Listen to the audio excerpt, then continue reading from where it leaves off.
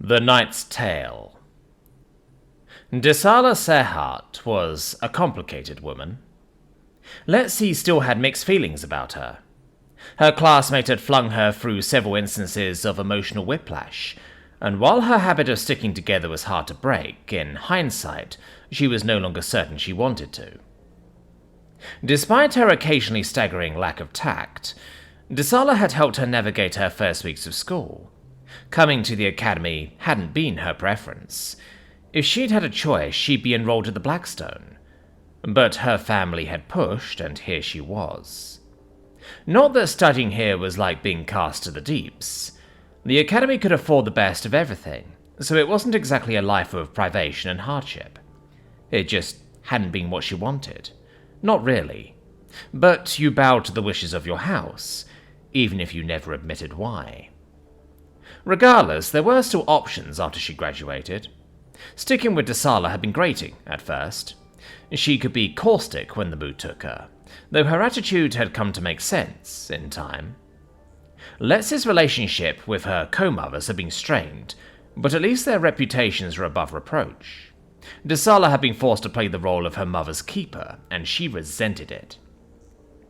That didn't mean she was wrong. There was a lot to admire about her, though. She was driven, determined, athletic. As one of the stars on the academy diving team, she was a bigger deal on campus as Sephir, yet never used her advantages to court popularity.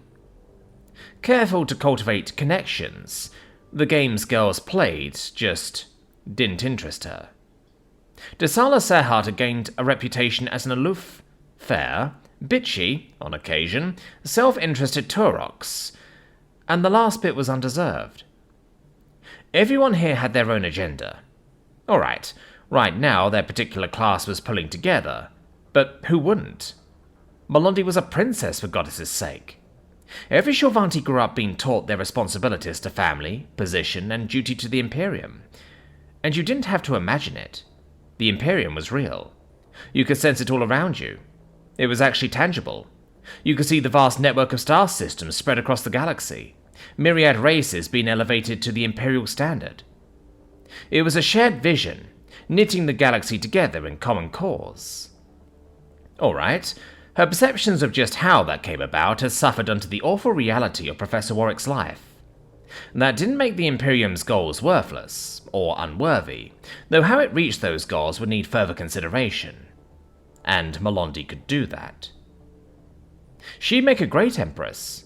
People knew about Princess Ptavr'ri. Even her co-mothers had muttered at the idea of serving someday under the woman, who'd done the bare minimum of service, in the interior no less.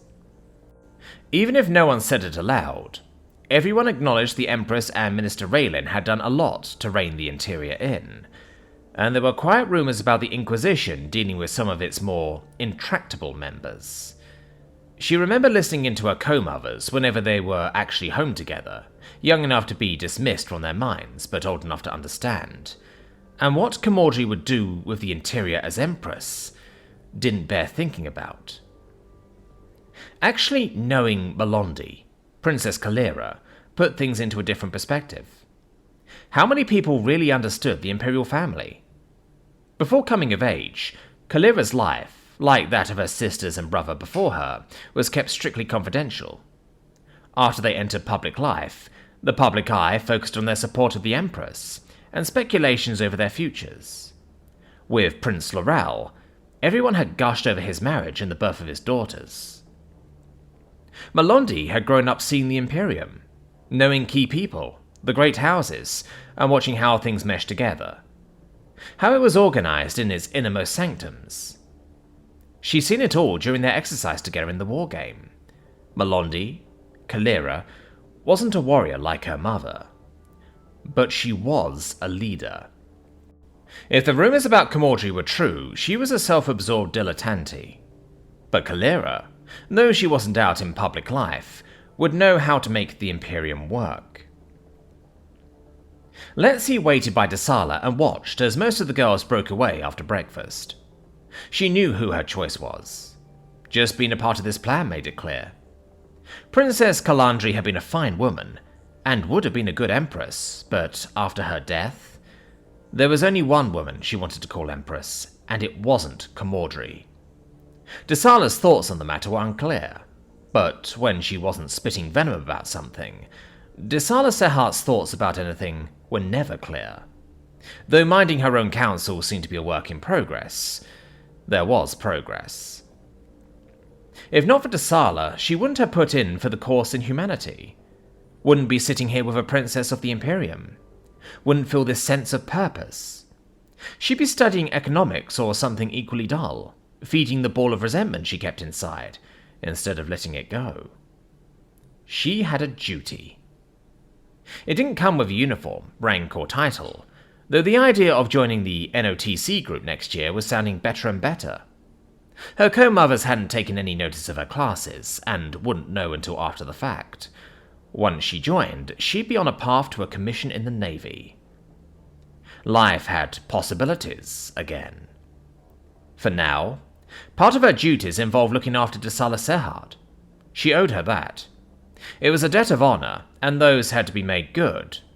Short of the throne and the Imperium, a woman should keep faith with her friends. Now, she could do both. Of course, for the moment, that meant the banquet, and all that went with it. The twins had raced off to the painters. Pris and Belder had just left. Pris seemed tempted by Belle's offer to go to Willist over the holiday break. Jaxmi was wandering off, lost in animating conversation with Sephir, Nesva, Lark and Bree over the next calendar. Which left her, Desala, Desi and Zinshiki alone with Melondi. Desi and I have a few minutes before we need to start getting ready. The princess looked around before canting her head. There's something you wanted to talk to me about? Lety knew where this was going, but she stayed quiet as Desala nodded. I do. About when Zinshiki, Let's and I slip off from the girls' waiting tables, and what happens after. I don't understand. Melondi canted her head slightly. You know what you're after and where to meet up. You received your writ of legal immunity, didn't you? I did, and thank you. But I don't know how much good there'll be if you run into a security pod with itchy trigger fingers. Hopefully no one will ever know we're there, but anyone we do run into is going to be upset. Desala took that tone she got when she was getting frustrated, but to her credit, she didn't let her temper get the best of her. We should be able to get out of the kitchen with some knives. And Zinshiki. I want to know how far we're supposed to go to get what we're after. No one has actually said, so I'm asking. You mean about killing people? Melondi said with little preamble, regarded Desala evenly. To her credit, she didn't ask if Desala wanted to pull out. At this point, everyone was committed. Melondi just tossed the ball back into Desala's paw and left it there. That, yes, but also about us walking out alive. Zinshiki here will probably disappear once the lights go out. The Pezrin girl didn't bat an eye, though Lety thought the girl's fur arched appreciatively. But Lety and I? If we're at risk of being taken, do we go down fighting?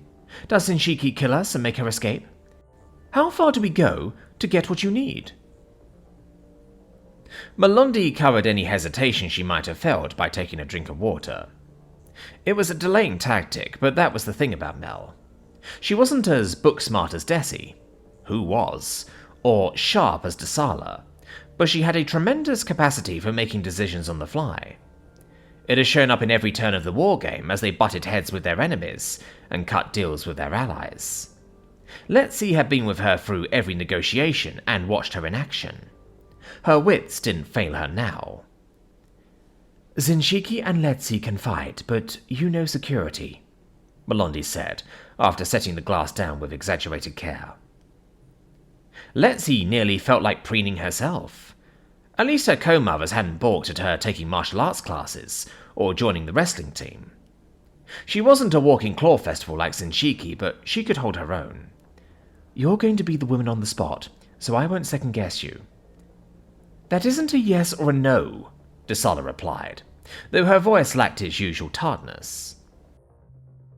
Arching her head for a moment, the diver looked as still as Zinshiki, who still hadn't said a word, although Lety realized in the moment that she hadn't either. You will have to judge if what you find is worth it. Do what you think is necessary, whatever that turns out to be. Princess Clearatassu offered her fist, and answered without prevaricating. Long term, it's my life on the line, but it's your lives tonight. Whatever you do, I'll back you on it. You have my word. Lety glanced across the table at Zinchiki. The Ptavr'ri licked her lips and bared a hint of fangs. For the umpteenth time, Lety promised herself to learn more about Ptavr'ri body language. It felt like she was being eyed up as lunch. Zara was a trifle slow, but bumped fists with Melondi. That's fair. Since you're doing me the favor, let me give you a little advice. Zara settled back in her seat, folding her hands. I know that's usually Deshin's line, but hear me out. It's a little late for advice at this point, isn't it? Melondi smiled, trying to lighten the mood. Everyone knew what they were doing. Melondi was well aware they were doing this for her, but she tried not to dwell on it. Lety approved. Whatever happened, there would be time for that later. Just one more piece of advice, and then I'm done. Zara pushed her tray aside as she leaned forward and lowered her voice. Trust no one, Princess. Not Princess Indara, not your most grateful retainers, not your dearest friend, not your boyfriend. After tonight, trust no one. Melondi looked at Zara a long moment. Not even you, Zara? Guarding Zara Serhat against her own worst inclinations sometimes felt like a full-time job. Despite being older, she still had a lot to learn about tact, but she had a lot to offer too. At that moment, Lety couldn't tell which was happening. It had the flavor of both. She watched Zara as her friend replied with all the warmth of a winter funeral. Trust no one. The Miller's Tale. Ptavr'ri fumed as she ran a systems check on her skin suit. She really wanted to sharpen her claws, preferably on Zinchiki. So the warband was deploying. Of course they had to be briefed. Where they were going, what they were doing.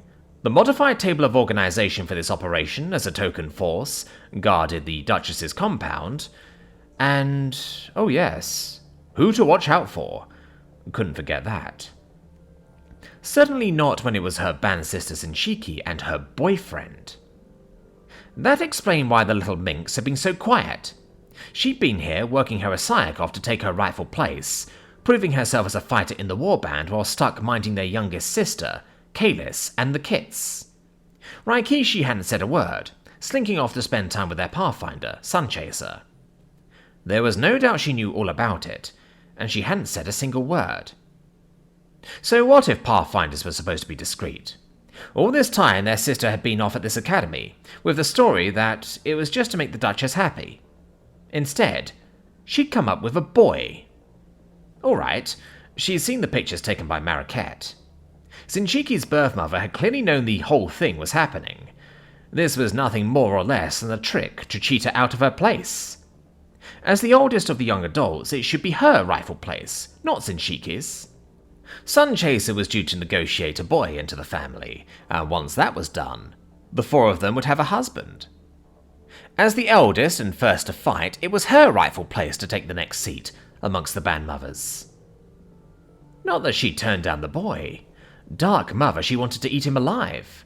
And a boy right now, particularly one that fine, was a galaxy better than one negotiated in a year or two. Tevish was getting old, and this could well be her last contract. When she stepped down, her place in the band mothers would be wide open. No waiting for a husband, all offered up to her on a platter. This Parst should be hers to rub up against, to drape her Asayak around his and... Ptavr'ri shivered in anticipation, but shook it off. There was no way she was going to play second claw to Zinchiki as a band mother, or meekly accept being second wife. Something had to be done. It was bad enough Zinchiki had gotten them land. Alright, it was good for the family, but the other band mothers were already talking about elevating Zinchiki over her. It wasn't settled, though. Nothing ever was, until it was. Something would present itself. She wasn't about to lay back and wait. Little Miss Dusky Doxy would be there at the banquet, and if not tonight, something would happen soon. The operation itself was easy enough. 10 of the family staying to guard the compound and make sure they weren't missed, as most of the bandmothers, all of her siblings, and even some of the elders would deploy. It was a clean operation. Infiltrate the grounds of the Northern Palace undetected. That meant going in under cover of darkness in just skin suits, but Shulvanti's security systems tended to be predictable. They were all set up more or less the same way, and lacked imagination.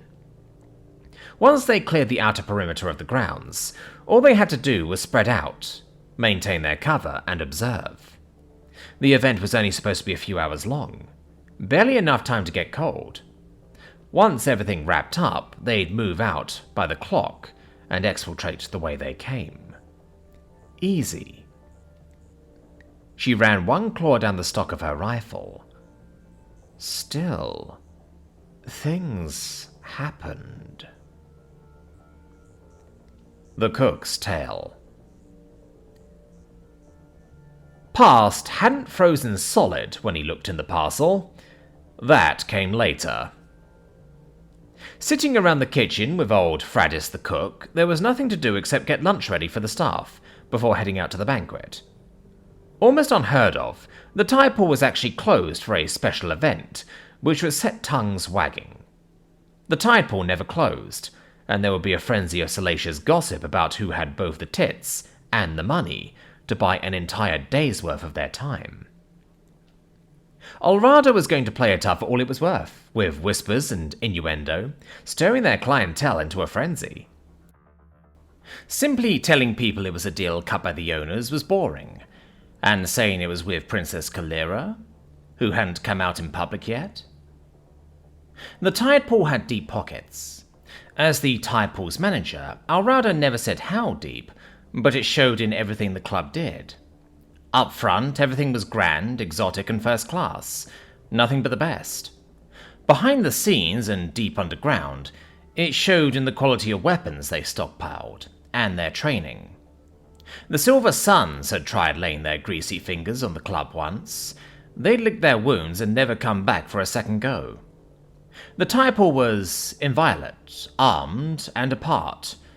A specialized institution serving the most discriminating clientele with an unparalleled devotion to every need. Especially discretion. Sure, Princess Camordry came. He'd seen her himself, watching as their best Shulvanti waiters served her table. She came in often enough, but not too often, and enjoyed a reputation with the staff as an effete bitch, but one who spent big to impress her guests. If she stinted on the special menu herself, she covered the tab of anyone with her. She liked to make a splash, and the Typal always delivered. Rumour had it that Princess Kalandri had come in on the night that she graduated from the Blackstone, and treated her friends to a night they wouldn't forget. A last fling before heading out on her very first deployment. Word was that she'd indulged herself, but been a lady about it, and left a tip the boys she spent time with had never discussed. Of course, no one ever discussed their clients. That was part of the rules. You were always discreet. Money made the Typal work, but the money flowed in because rumours never trickled out. It kept everyone safe. It hushed up events like the attempt by the Suns to move in on them, or the rare but occasional fights between clients when they eyed up the same boy. It had even covered up an awkward death or two. The Typal was neutral ground, where every patron was an empress, and as long as they followed those rules, they were always welcome. The juiciest whisper was that Prince Laurel had actually come in once, about a month before his first wedding. No one said anything about that. No one with any brains ever would. As for Princess Kalira, a whisper of scandal against the young princess before she came out in public would have them all serving time, courtesy of the interior. It just wasn't done, even if the owners had made a deal. So, with the Typal actually closed for the day, most of the staff had left to take time off. That left the waitstaff who'd been tapped for the banquet tonight, and a few like himself who'd help out in the kitchen. Alrada was still grumbling about the celebrity chef doing the work, but it was an easy job. If the guests tipped at all, it was bound to be big money. The waiters would pull it all together tomorrow, and even working in the kitchen meant a nice little earner for him. And Zinshiki was supposed to be there. As he looked at the parcel with her name on it, his stomach had done a happy flip. All of his common sense told it not to. His research on his own people the last couple of days had been utterly mortifying, particularly the entry in the Traveller's Guide. Still, at least he had the gist of it. She'd sent him a present. More than that, she sent him food, which meant she wanted to court him. And despite his better instincts, his stomach and Asayak were happy with the idea. Opening the tiny cooler, he'd been puzzled at first. It looked like diced meat. It was carefully cubed and... Oh my goddess! It's an ear! The chunk, with the long, tapered tip, would have been a giveaway, but picking out the earring managed the job first. He'd stared in horror at the diced cubes of flesh, thankful he hadn't made a sound. Fradis was still stirring lunch in the cookpot, though she glanced back over her shoulder. So, what is it, Parst? You aren't on the special menu, but you're getting something from a secret admirer? Been plain hard to get? She's going to get arrested. Goddess, I'll get arrested as an accomplice. This is someone's ear. Aye. Parst felt his Asayak twitching furiously, but that was the least of his problems. Fradis was a good-natured woman, and any second she'd come bustling over to have a look for herself. Could I just have a moment? I mean, it's my first gift. Please? He tried smiling furiously, without showing his fangs. He had a good smile. Most of the Shivanti liked it, even the ones who didn't seem to be into fur. And he'd known Fradis ever since he'd come here. She chuckled indulgently, wiping her hands on her apron. Fine. I need a second to fetch Harem anyway.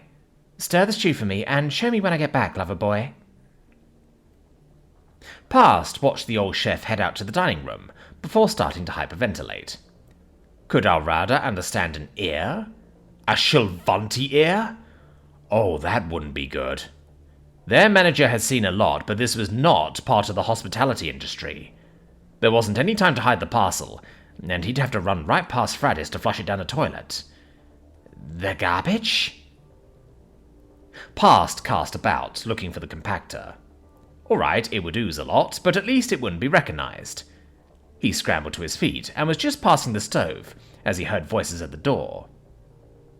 After Fradis came back, he sat rooted to his chair, his nerves on edge as he watched her. She sipped at the stew and made a face, offering the spoon to Harem. I don't know. It's still chewy. For the life of me, I think it needs to simmer a little longer. Taste this, will you? Parst wanted to blink, but couldn't. Even the pain of sitting hard on his Asayak wasn't enough to quell the agonized screaming inside, as Harem, his friend and their maître d'œuvre, sniffed at the simmering stew pot before taking a bite. You're right, Harem nodded, giving the pot a long look. It needs more salt. Hey, Parst, try this, will you? Thanks, I'm not hungry. He managed to eke the words out, ready to die on the spot. You not hungry? Harem gave him and Fradis a lopsided grin. Somebody call the constables. Get an ambulance. Fradis nudged the head waiter gently in the ribs. Give the poor boy a break. He's just had his first present come in, and it's not even real gold. Can't you see the poor boy is devastated? I can't believe this. I cannot believe this. My people are all homicidal maniacs. I am falling for a homicidal maniac. Don't say I didn't warn you, Harem tutted. Go for the ones that are crazy rich, not the ones that are rich and crazy. It was sound advice, Really, it was. But, goddess, Zenshiki has such a great ass. The Reeve's Tale. Ariza Muifal considered her superior officer. As agents of the interior, family support was a prized opportunity. It was one thing to safeguard the interests of the Empress, but only a select few had the distinction of serving the imperial family itself. Until comparatively recently, the honor of seeing to the Empress personally had been split between the interior and the Golden Glaives. Before her demise, Emperor Callista began relying increasingly on the Glaives, relegating the interior to peripheral matters. After ascending the throne in her mother's wake, Empress Kamalesh had accelerated the process, elevating Lorem Raylin as Minister of the Interior. A careful woman, Raylin had worked to constrain elements within the interior that even she would consider extreme. Regardless, while it had been done with the ruthless, methodical care that was Raylin's trademark as a senior agent, the woman was not popular. Opportunities and advancement had been pruned within the ministry, and though the Empress's will was done, it lacked elegance. It remained an ongoing process, and just at the moment, Muifal fervently wished that Minister Raylin had acted against Special Agent Kadira Zariva, but it was not to be. Jurale Etrak, Camordri's agent in family services during her youth, had been a lively and intelligent woman by all accounts. Diligent, with a keen intelligence and a quick wit, she'd overseen Camordri's affairs with the Palace Seneschal once Camordri came of age and entered the ranks of the interior. 2 years later, Camordri completed her minimum term in the interior, and as the eldest daughter, she retired to support the throne. Not that anyone with half a brain thought Empress Kamalesh needed support, but it was Camordri's lie to tell, and no one was going to say anything different. Within weeks, Etrak was dead, and Camordri promoted her former partner to take her place. It was a relationship that worked for them, and as an adult, the princess had every right to choose her head of security. On the inside looking out, their relationship stank like last week's fish. Not that working as Zariva's second was unattractive. As her lieutenant, she still had all of the prestige a position in the Family Services Division allowed. It wasn't the plum that a command represented, but there was always the implication of better things. That had appeal. A great deal of it, if she was being honest with herself. Though of late, the charms of her position had begun to pall. Kadira Zariva was beginning to come apart at the seams. It wasn't showing yet, but at the rate the woman's behavior was spiraling down into the deeps, it was inevitable. Unless the woman pulled herself together, she was destined for replacement. Or worse. And, of course, she would be there to hold things together and step into Zariva's position. Not that Camordri was a beacon of stability. The woman was eccentric. That was the polite phrase. The accurate description would be to call her a pretentious, self-deluded fop. When everyone, even Camordri, had expected the heir to be Princess Calandri, that was harmless enough. Camordri had a certain feral instinct for cultivating contacts and making herself just visible enough to maintain a marginal presence in court. At the time, it was enough. After Calandri's death, that had changed. Not for everyone to see, but in the inner sanctum of the Northern Palace, all the signs were clear. Camordri had no intention of being second best again. As a sensible woman, Ariza knew her career was on the line. On one hand, Camordri was the eldest daughter. The only opposition to her eventual elevation was Prince Loral and Princess Kalira. The former would be entirely unpalatable to the nobility. The Imperium had only 2 emperors, but each of their reigns had been a calamity. And Kalira was underage, an unknown quantity to the great houses. Whatever the Empress's personal feelings, she would be under pressure to declare a successor on her return. Calandra's death had been too abrupt, too shocking for the public to readily acclimate, and while she could probably have forestalled the matter, the tragic death of Loral's second wife and daughter was too much. Public sentiment would force the matter. Camordri's gambit might pay off. On the other hand, the last few months had provided her with irrefutable evidence that Kalira was a solid young woman. Not a warrior like her elder sister, Calandri, but a sensible girl with a capable mind. Moreover, until Kadira's access to Kalira's surveillance had been cut off, the young princess seemed to be building a solid network of friendships with some of the Imperium's more significant houses, particularly House Chelxa.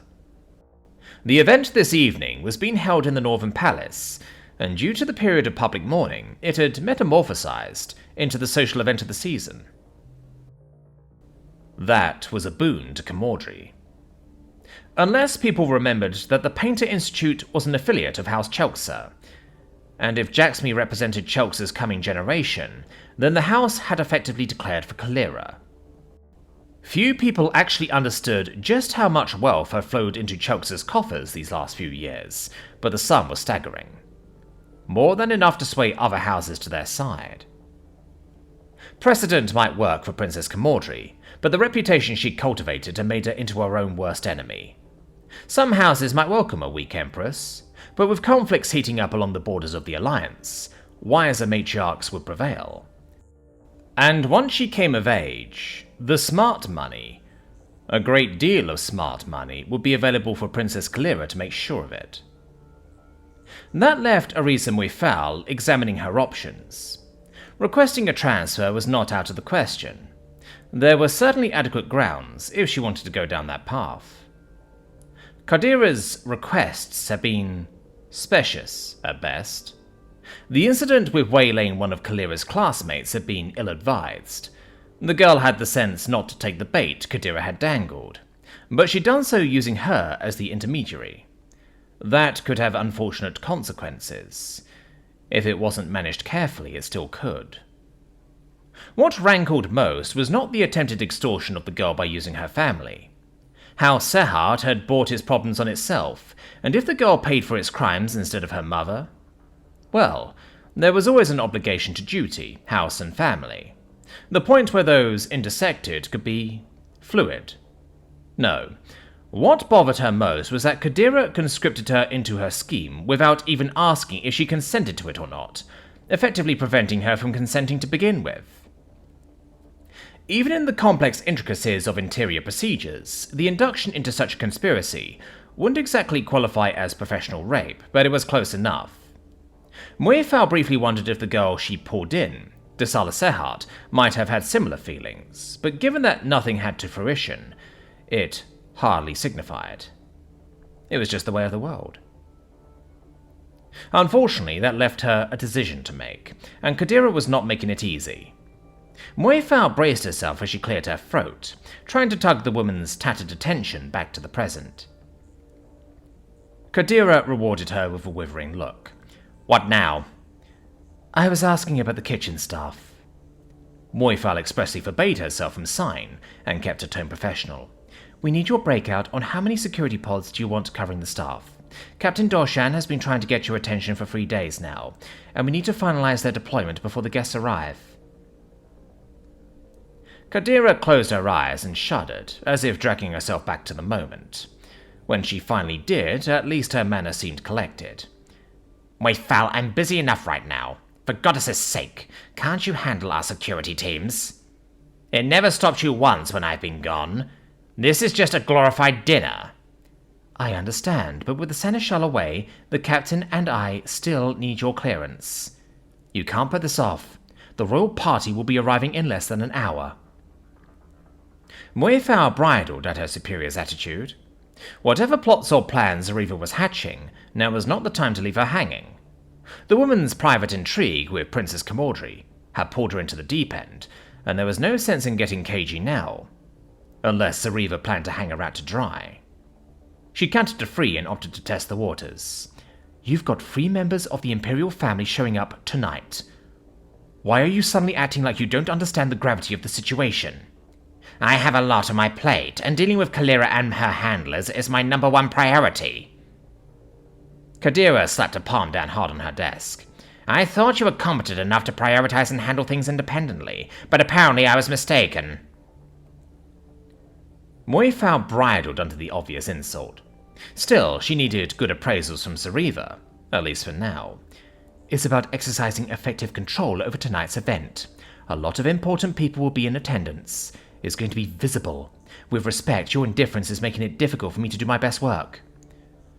The tide goes in, and the tide goes out. Kadira's eyes were little more than slits as she bit out the retort. If you can't handle the pressure, maybe this job isn't for you. You have my authorization. Now get out. I don't have time for this. Muifal gathered her omnipad and rose, pausing to look at Zara. It was definitely time to start considering her options. I don't know what you have in mind, but whatever it is, this isn't going to fall on me. There are rules to how things are done, and when all this is finished, do not think you'll just leave me high and dry. The rules? As Muifal opened the door, Kadira spoke up. She turned her chair to look out the window, all but dismissing Muifal, but she raised her voice with a parting shot. Tonight, the rules are what I say they are. Muifal shut the door behind her, as old Mr. Vadrin gave her a sympathetic nod. The secretary was a harmless soul who did his work and didn't ask questions. Oh, you poor thing. Agent Zara's been having such an awful turn of late. Everyone's noticed. He nodded again, his smile uncertain and anxious. Don't pay her too much mind, miss. I'm sure it's all right. Muifal gave the old functionary a polite smile, but left without a word. That vicious cunt. I've had it. Odds are she's setting me up for a fall if anything goes wrong, but even if she isn't, so what? The woman's as stable as a toy boat in a tsunami. No one dares say anything, but if old Vadrin's picked up on it, then everyone's probably... Muifal pulled to a halt and looked around. The hall was empty, and she sucked her tongue thoughtfully, running the tip over her teeth. Zara is losing it, and everyone knows. Tugging out her omnipad, she punched in the code for Captain Doshan. She was gratified when the woman answered promptly. Doshan, it's Muifal. Yes. I just got done talking with Zara, and we're going with the deployment plan you authorized. There's one change, though you aren't going to like it. She's insisting that all the pods set their weapons to lethal charge. Muifal endured the flurry of angry remarks from the old death's head with an air of gentle bonhomie. After all, what could you do with a senior agent making unreasonable demands of her personnel? Of course it's dangerous. Yes, I know it's not procedure, but what can we do? The woman practically tossed me out of her office. Muifal gave a put-upon sigh. The rules are what she says they are. No, those were the words right out of her mouth. No. A transfer might well be in order, but not before she blackened Agent Zara's reputation permanently. It would clear any allegation she made against her. If it had to be done, then it was always best to do it first. Look, I don't like it any more than you do, but lethal settings for all the pods. Those are our orders. No harm in setting the stage. The Squire's Tale. Sergeant Yala craned her head forward. Are they having an argument? Sitting up front in Indara's armoured limo, Biona peered out at the vehicle just ahead. Royal One was just like the vehicle in front of them. Large, well-appointed, and glamorous to the eye, within inside its armoured confines, it was essentially an armoured personnel carrier. The three death's heads who worked for Indara had stepped into Actors Pod 9. They were sitting in the rear compartment's bailout box, since they deployed by the palace entry. In the centre compartment, Princess Indara and Princess Kalira were sharing the trip with Lieutenant Colonel Marin, leaving her, Yala and Diani, crammed together up front. Their convoy had formed just off the turnout to the bunker, leaving Royal 1 and Royal 2 to form up with the two APCs and the civilian transport carrying the girls. The only hitch had been getting them all on board. From her position in Royal 1, she and her pod had a tight fit in the front seats, but Biona had point on organising the boarding and getting them out on time. It allowed her a good look at Kalira. At least, she assumed it was Kalira. The princess hadn't come out as an adult, much less served in the military. As such, she wouldn't wear the formal uniform adorning Princess Indara, with its gleaming breastplate and the rows of awards that befitted her station. If Kalira never did spend time in one of the services, she might eventually take on the modest breastplate adopted by the imperial family as an honorarium. Either way, it wasn't something she could wear right now. Instead, She'd emerged wearing a high-collared jacket in shimmering sky blue, and embellished with intricate gold braid. Billowing sleeves extended past her wrists, the outfit finished with matching trousers and a pair of black and white checkered patent leather shoes. It was the oddest thing she'd ever seen, short of the outfit worn by her advisor. At least blue was a sensible colour, but Desi, it had to be Desi, was wearing a similar outfit in shimmering lemon yellow, adorned with scarlet braid and elaborate tassel hanging down the front. It was silk. She'd seen enough of Jacksmee's going on to recognise the material, and the girls were draped in it from head to toe. Desi would have been daringly skirting the line in dressing like the princess, were it not for the outlandish colour scheme, though why both of them wore veils was anyone's guess. In the end, it didn't really signify.